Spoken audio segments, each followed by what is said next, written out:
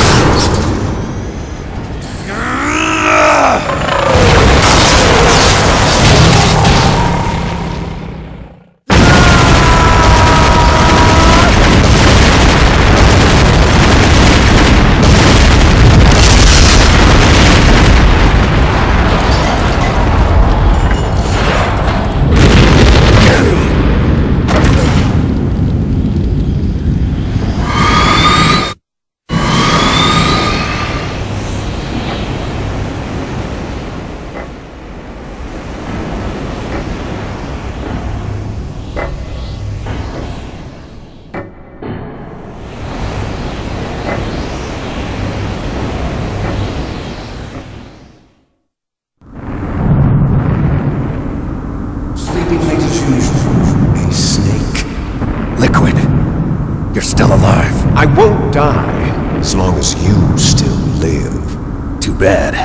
It looks like your revolution was a failure. Just because you've destroyed Metal Gear doesn't mean I'm done fighting. Fighting? What are you really after?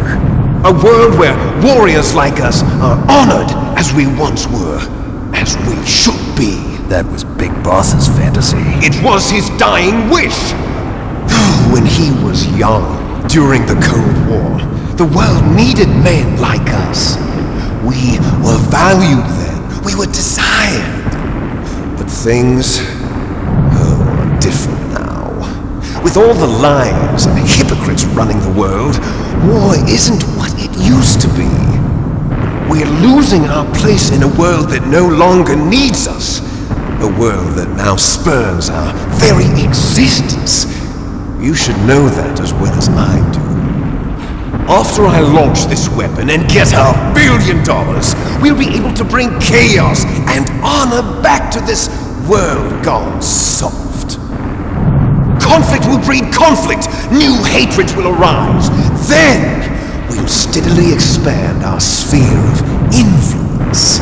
But as long as there are people, there will always be war. But the problem is balance.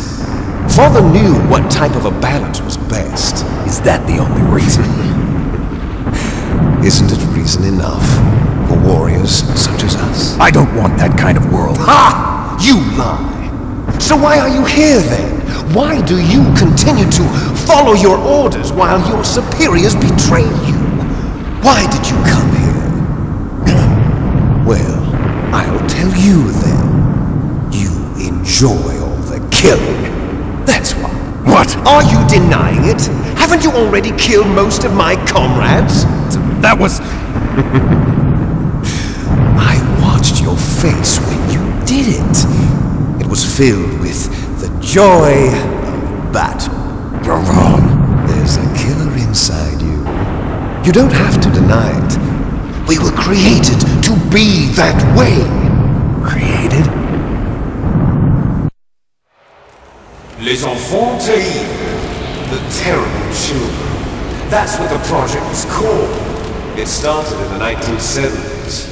Their plan was to artificially create the most powerful soldier possible. The person that they chose as the model was the man known then as the greatest living soldier in the world. Big Boss. But Father was wounded in combat and already in a coma when they brought him in.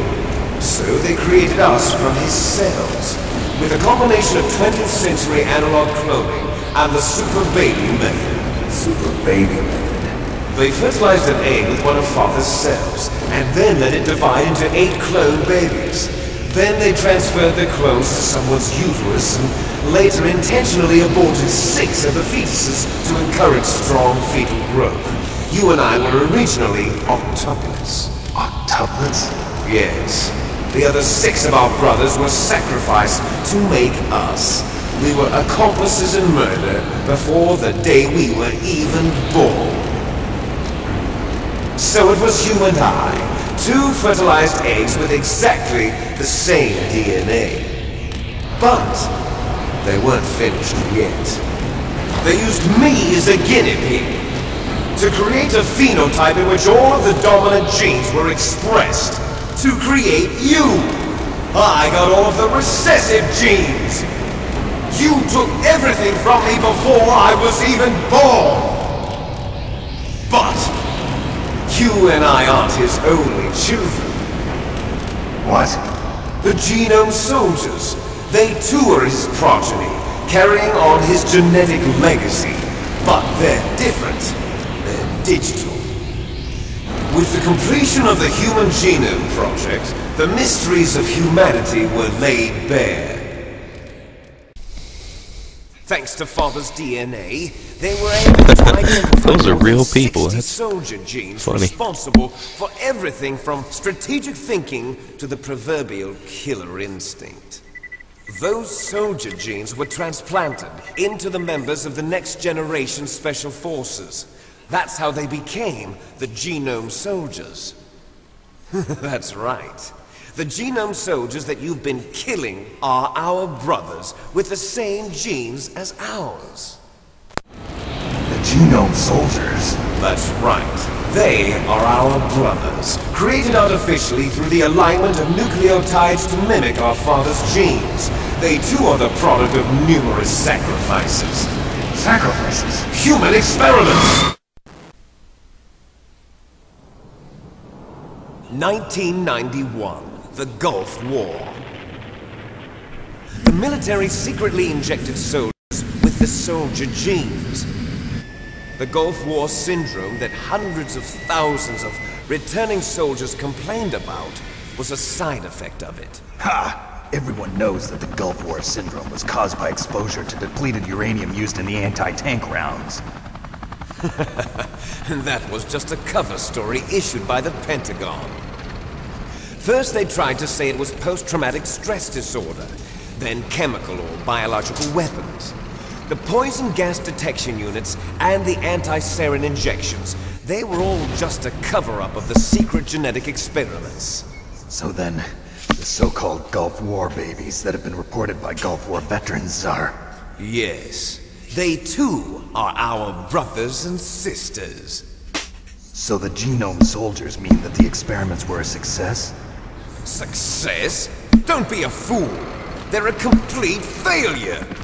We are on the verge of extinction! What? Have you ever heard of the asymmetry theory? Nature tends to favor asymmetry. Those species which have gone extinct all show signs of symmetry. The Genome Soldiers suffer from the same problem. Signs of symmetry. So do I. As do you. That's right. We are all on the verge of death at the genetic level. We don't know when or what type of disease will occur. That's why we need the old man's genetic information. You want Big Boss's DNA so you can save your family? It's very touching. In nature, family members don't mate with each other, and yet they help each other to survive. Do you know why? It increases the chance that their genes will be passed on to a new generation. Altruism among blood relatives is a response to natural selection. It's called the selfish gene theory. You're telling me that your genes are ordering you to save the Genome Soldiers? You can't fight your genes, it's fate. All living things are born for the sole purpose of passing on their parents' genes. That's why I'll follow what my genes tell me. And then I'm going to go beyond, in order to break the curse of my heritage.